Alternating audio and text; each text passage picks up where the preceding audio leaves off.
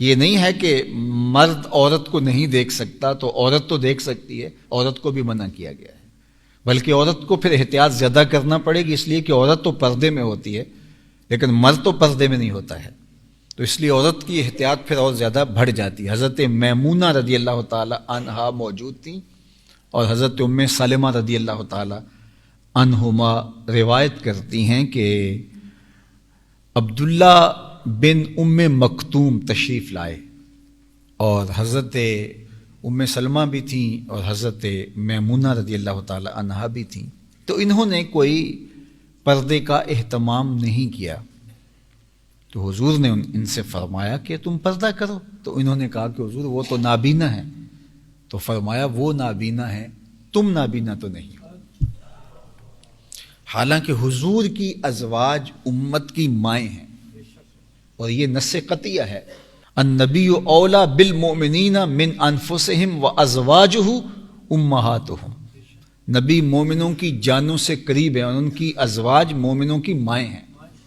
لیکن اس کے باوجود انہیں بھی پردے کا حکم دیا گیا۔ جو مومنوں کی مائیں لگتی ہیں شریعت نے ان کو ماں قرار دیا ہے، قرآن کی قطعی صریح نص سے مائیں ہیں۔ آج لوگ کہتے ہیں کہ یہ میری بہن جیسی ہے تو میں کیوں اس سے پردہ کروں، یہ تو میری ماں بجا ہے، میں اس سے کیوں پردہ کروں؟ ماں بجا ہے، بہن بجا ہے، یعنی بہن کی جگہ پہ ہے، بہن نہیں ہے، اور ازواج مطہرات مائیں ہیں، وازواجہ امہاتہم، اور نبی کی ازواج ان کی مائیں ہیں، تو پھر بھی ان سے پردے کی تلقین کی اور ان ماؤں سے بھی کہا گیا تم بھی پردہ کرو اور تم بھی جو ہے وہ اپنی نظر کو جو ہے وہ جھکا لو، اگرچہ نابینا ہے لیکن تم تو بینا ہونا۔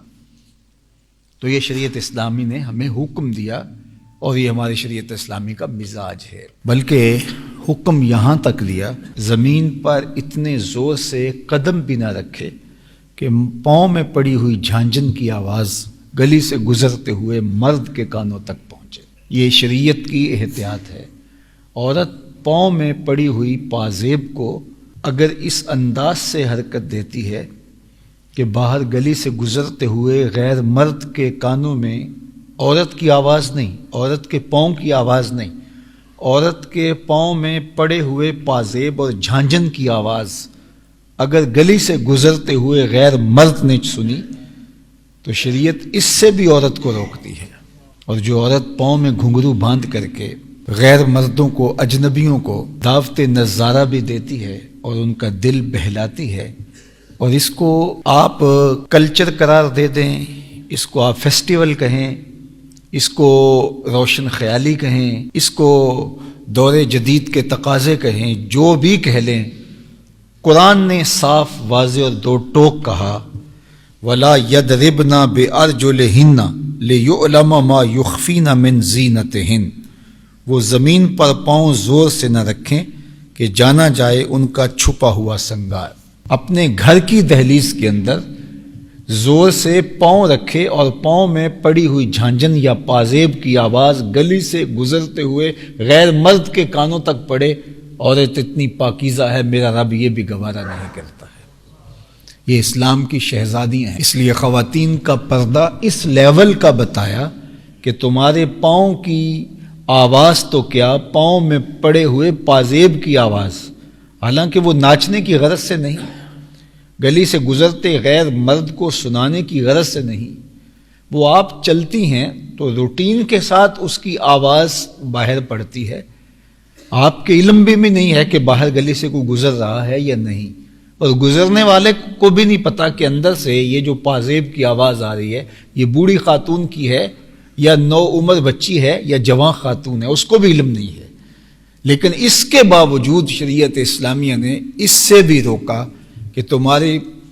تمہارے پاؤں میں پڑی ہوئی پازیب کی آواز بھی غیر مرد کے کانوں تک نہ جائے۔ آج کے روشن خیال معاشرے نے اور روشن خیال سوچ نے عورتوں کو بے نقاب بھی نہیں کیا بلکہ نیم برہنہ کر دیا، یہ سوچ اور یہ جملہ بول کے کہ پردہ تو نظر کا ہوتا ہے۔ قرب قیامت کے فتنوں کا ذکر کرتے ہوئے فرمایا گیا کہ اگر کوئی سود سے بچ پائے گا لیکن اس کے دھوئیں سے نہیں بچ پائے گا، اس کے دخان سے، اس کے دھوئیں سے نہیں بچ پائے گا، اس قدر سود عام ہو جائے گا، سودی معیشت یوں رچ بس جائے گی۔ تو کیا اتنی کثرت کے ساتھ جب سارا زمانہ ہی سود خور ہو جائے تو کیا سود جائز ہو جائے گا؟ جب سارا زمانہ ہی رشوت لینے دینے کے دھندے میں لگ جائے تو کیا رشوت جائز ہو جائے گی؟ جب تمام کائنات کی عورتیں پردہ ترک کر دیں تو کیا پردے کے حکام ساقط ہو جائیں گے؟ جو دور رسالت مآب ہے، جس دور میں وحی اترتی رہی اور جو صحابہ حضور کی تربیت کے نور سے مالا مال ہوئے، تقوی کے جس مقام پر وہ تھے، دنیا کی جو ہے وہ کوئی قوم اس مقام پر نہیں پہنچ سکتی، تو جب ابو بکر سے بھی کہا گیا کہ نگاہوں کو نیچا رکھو، جب عمر اور عثمان کو اور علی المرتضیٰ کو بھی کہا گیا کہ نگاہوں کو نیچا رکھو، جب عائشہ رضی اللہ تعالی عنہا، ام سلمہ، حضرت خدیجہ الکبریٰ سے لے کر کے سب خواتین کے لیے یہ احکام ہیں، تو پھر آج کی خاتون کہے کہ میں بڑی پارسا ہوں، میری نظر میں حیا ہے، تو جو ماں کی جگہ پہ نہیں ماں تھی اس کو بھی کہا گیا کہ تو اس بیٹے سے پردہ کرنا، تو بیٹے کو کہا تو اس ماں سے پردہ کرنا،